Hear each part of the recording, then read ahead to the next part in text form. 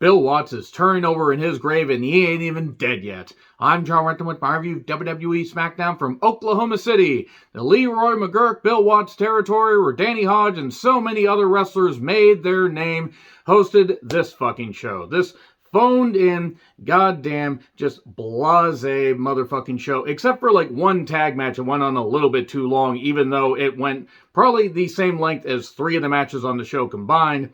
This fucking show, it was bookended by a couple moments that were supposed to hook you, but this just was really, really dire. Anyway, let me know your thoughts on this show in the comments, please. None of this match coverage will take very long.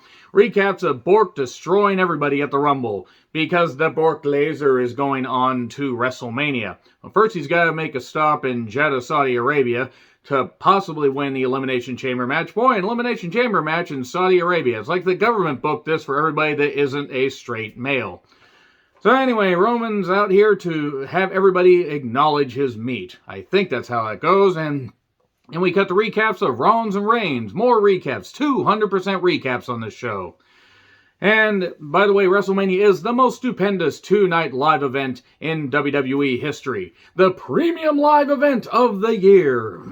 And Heyman is here just being a master at this, like talking about how, you know, he'd spent 20 years with Brock Lesnar, all this stuff, and he thought that Roman Reigns needed to be, you know, wary and needed to be protected from Brock Lesnar, but oh, it turns out it was the opposite, and you will never hear me say the reigning, defending, the advocate. You will never hear me say that again. This is really good stuff, and this is worth taking time out to see, even though, yes, it is a bit repetitive. They kind of got as much blood out of this fucking turnip as they can. They're just squeezing the last few drops out of it, thank God. We're getting to WrestleMania, or maybe we get a little bit of a wrinkle in this. At least this was something, because Heyman is just that goddamn good.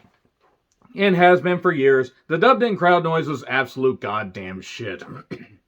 He does call Bork a schmuck, and recaps all the stuff going on. And there will be no title versus title at Mania. And Roman, you know, takes the mic. He's going to do this, and suddenly Goldberg's here. Oh boy, they woke him up from his goddamn nap. 54, 55-year-old Goldberg, who is in phenomenal shape. And look, Goldberg is very much a product of his time. He was a huge, huge part of the Monday Night Wars. I was a big fan of Bill Goldberg. The amount of shit that he packed into a short time in his career, like, you know, like this short window where he was literally one of, if not the hottest thing for about a year. And then they torched the whole goddamn thing. They killed the golden goose to lay the golden eggs. You know, with the shock stick and everything. Why not goddamn do that? Even though, yes, the crowd was split between Nash and Goldberg, they really shouldn't have gone with Nash beating him and then suddenly doing the whole finger poke of doom thing. And WCW deserved to go under just for that stuff alone. And Starrcade 97 torching all that. This is about the current day by using a guy whose best days was maybe in 2003. And that's arguable. Yes, WWE used him right in 2016 when he came back and beat Brock Lesnar in like 86 seconds. And that little brief run that he had, ignoring the fact that he had to beat Kevin Owens in just a few seconds because his shoulder was fucked and he had to have that smash mouth, you know, not, hey, now you're an all-star, or not your average, ordinary Mania title match here. No, it was actually just a 5-minute match that was exactly what it needed to be. And ever since then, it's been the cliche of the law of diminishing returns, and Goldberg should not be in a title match. But he basically says, you're next at Elimination Chamber. Oh yeah, let's send 2 Jewish people to Saudi Arabia. Nothing could possibly go wrong there. Anyway, so yeah, Goldberg versus Reigns at Elimination Chamber. The match we were supposed to get at WrestleMania 36 that nobody really wanted to... I mean, there may be a few people that wanted to see it, but nobody really thought it was going to be any good. People are like, well, Lashley versus Goldberg was fine at the last Saudi event. That's more, you know, chalked up to Lashley being able to bump off of Goldberg like that. Whatever. Just, god damn it, this is just not good. It's just not good. Like, this whole idea of Goldberg versus Reigns, but whatever. I figured they were going to do it. Goldberg, if he's got another match on his, you know, contract after this, have him face Big E, have Big E beat him at WrestleMania, give Big E the match that he wanted, since they don't really have that many big plans for Big E. Ironically, they have little plans for Big E. Just give him that. And then send Goldberg away. He's made enough money. He's definitely made more than enough money. And just focus on some other people, because you can't keep focusing on these people that were very much a product of their time that were even kind of stale in 2004. And Goldberg was. He was very much a big, big icon and still has a name. Just shouldn't be in the ring. So anyway, Ricochet versus Cesaro. The new themes are absolute shit, by the way. Ricochet took on Ridge Holland with Cesaro and Sheamus in the corner. 3 minutes tops, Ricochet wins. Then we get Holla Holla Holla, a tag team match. And the match goes maybe 5 minutes, and Ridge Holland pins Cesaro. That's literally it. We had maybe 10 minutes total of match time, if that. And then commercials and entrances, all this stuff. The entrances, I swear, take up about 35% of the show. So then WWE 2K, it hits different, just like Jimmy Snuka.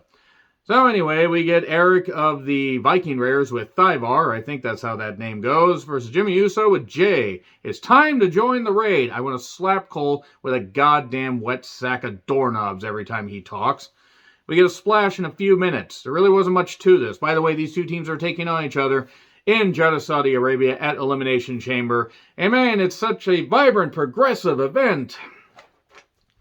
Why are they pushing Aaliyah is what I'm wondering. It's not that she's not trying, I just don't get it, because they rarely did anything with her that was of note in NXT until the whole Robert Stone brand thing, and now they're suddenly pushing her. She faced Natty, and we get a countout. It kind of reminds me of the Hardcore Holly JBL feud when they were trying to eke this thing along just to fill some TV time and then eventually had a blow-off. That was literally it. The first 3 matches, I think, went a combined 15 minutes, and I'm probably overestimating there. McIntyre passes by Shotzi and Drew Gulak. Man, we almost drew comparisons between these two. I'm proud of that. Please laugh. And here's Drew to talk about the Rumble. Corbin and Moss, beating them up and everything. So Corbin shows up, but then Moss tries to sneak up, and Drew just points a sword at him, saying he's going to draw blood if Corbin tries to interfere. That's murder. That's murder. That is assault at the very least. Make me laugh. Tell me a joke, funny man. And then he hits him with a Claymore because he doesn't like to joke. It's going to be Madcap Moss against Drew McIntyre at Elimination Chamber. Look, I understand that they have slim pickings as far as all the releases that they've had and the people that don't want to go to go to that country for a variety of very good reasons. But seriously, that's the best you can fucking do for Drew McIntyre. So he does tell Corbin, I'm going to make your life a living hell. And then we recaps of Zayn at the Jackass premiere. We are going to get, and Zayn, by the way, wants his Intercontinental Championship match. He gets it in 2 weeks. The day before Saudi Arabia. Gee, I'm surprised. So, Natty wants another match against Aaliyah, but by pinfall or submission only. Ignoring the fact that she lost by a pinfall in the first match. And I love Natty, but whatever. Boogs, his instrument just would not work. It went limp. Happens to the best of us. And then Zayn shows up to join commentary. Nakamura versus Jinder. A championship contenders match, despite the fact that Zayn has a title shot in 2 weeks. God, this logic. Don't remind us of this terrible feud that did nothing for Nakamura. It wrecked Nakamura. Yeah, he won the Rumble in 2018, and it fucking wrecked him. That Jinder WWE Championship reign was abysmal, much like him in the ring. Nakamura wins easily. Thank fuck. If only he did in 2017. Recaps of Naomi and Sonya. Nomi. And Naomi wants to face Sonya tonight, but she won't. She has some kind of meeting thing that she probably should have gotten to before the show happened. Pierce, is trying to moderate this thing. Sonya says, you get a shot against Charlotte. And she's like, oh, I'm not going to fall for that and everything. She gets that shot next week. And Pierce says, nope, it's final, and I will make sure that it works. Okay, thanks. Goldberg video packages. Best moments from at least 19 years ago. So then we get Drew. The announcement, Drew versus Moss at Elimination Chamber. Kayla got them handlebars going. So, Natty goes to tell Aaliyah something, about the match, and Xia Li shows up. Remember when they gave Xia Li a bunch of vignettes and we thought we were going to get something cool with her, and now we've got stupid lightning and a whole bunch of Mortal Kombat bullshit?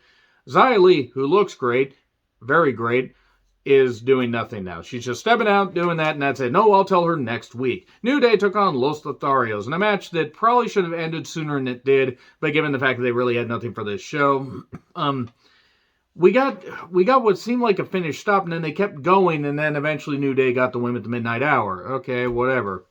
Charlotte's ready to go to a prom, apparently. Not the Netflix original, The Prom. Sonya is suddenly in the ring with Charlotte when we come back. Sonya tells Charlotte, Ronda told her earlier today, hey, by the way, I'm going to go face Becky, get me the contract and everything, so I need to get you an opponent. And Charlotte goes over the people and everything and suggests Sasha. But I've beaten Sasha before, I'm the opportunity, spoken with all the passion of an AI program that's on the fritz. And then here's Rousey, who doesn't give a damn about her bad reputation. Seriously, I understand she took an Uber there, still refuses to pay trans. No, I'm not going to stop saying that, because Ronda Rousey's a goddamn hateful bitch that really deserves every bit of ridicule. And what is she going to do? Cut off her hair and wash my feet with it? What the fuck's she going to do? She says, you're not special, you're just first. And Charlotte says, well, you talk about your baby. Well, this is my baby, the championship, and it's prettier than yours. And then Sonya tries to attack her after getting thrown around. And then Ronda throws her down in that finish that she has. But she had the jacket on. Oh no, Ronda's going to be suspended. And they're going to push this idea of Sasha versus Charlotte happening for a few weeks until Ronda muscles her way back in and forces Sonya to put her back in the match. And we're going to get a three-way match at Mania. You heard it here first. Maybe. I don't know. I don't care. I don't understand how I got any time out of this show, considering it was really, really not very good. In fact, forget these notes. But yeah, I think we're going to have the Ronda suspended thing because she can't make that many appearances because she has to be back on the farm. And also maybe, cover up the fact that her husband likes to abuse women, the piece of shit. Anyway, agree, disagree what I said. Like, share, subscribe, Twitter handle in the description. I'm John Rickland. I'll see you soon.